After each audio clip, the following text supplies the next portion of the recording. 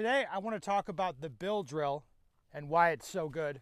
If you're not familiar, bill drill, we like to shoot at 7 yards at a USPSA target.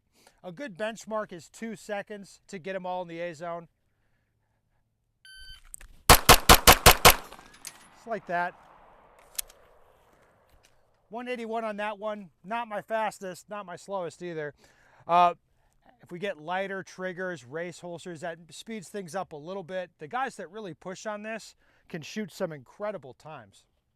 Incredible. But for most people, this is just a good drill that they should try and they should understand. Well, why is it so important?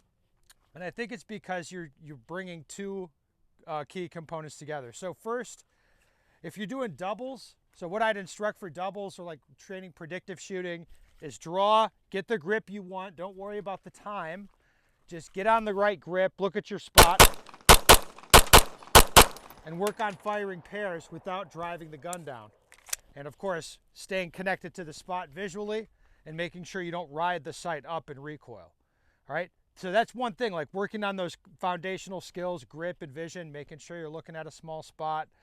That's one exercise that I think, hey, people should do that. And then of course, everybody understands that they want to have a fast draw, so they should, do dry fire, do live fire as well, where they can draw and fire that shot quickly. These are pretty simple things for people to work on individually. So working their draw mechanics, working that dry fire, testing the time live fire, that's simple to do. People can get that. And then again, working on taking the draw time out of it and working on doubles, that's another thing. People, if they understand that, they can work on that, they can do that.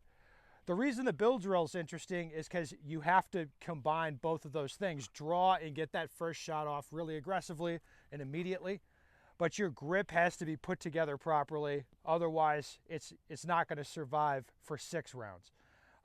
It'll fall apart before that, and they're not all going to go into the A zone. So if you're curious why you hear guys talking about bill drills all the time, bill drill this, bill drill that, it's because it really is a useful test when you get to the point in your shooting where you're like, yeah, I can draw pretty good.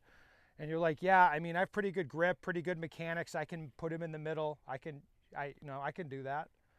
Well, if you can do those things separately, the bill drill's a good way for you to test yourself doing them together. If you got any questions or comments about the bill drill, go ahead and put them down below.